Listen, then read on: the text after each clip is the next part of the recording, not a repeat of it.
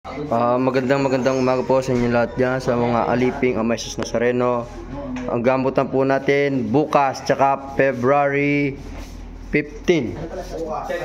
Ay sinanay po, nay taga saan ka, nay? Kapas, Tarlac, di ba? Ang sakit po ni nanay ay stroke. Tsaka may hips po siya. Ilang taon na yung stroke mo, nay? 3 years. Almost 3 years. Ilang beses ka ginamot, nay? Almost... Kuya, ilang beses ginamot? 4. Pang-4 na alignment siya ngayon. Ang alap. Si nanay dati hindi po siya nakakalakad kasi may sakit po siya sa hips. Ngayon si nanay nakakatayo na, pero may hirap pa rin po siya magsalita, kaya hindi po siya ganong kumikibo ngayon. Ngayon graduate na po si nanay. Ang balik mo, nay, ay May pa. April to May.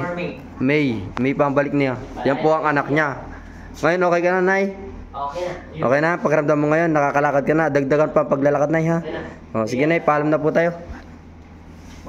Bye-bye. Sige, paalam, kuya. Sige, kuya po ang anak. Salamat.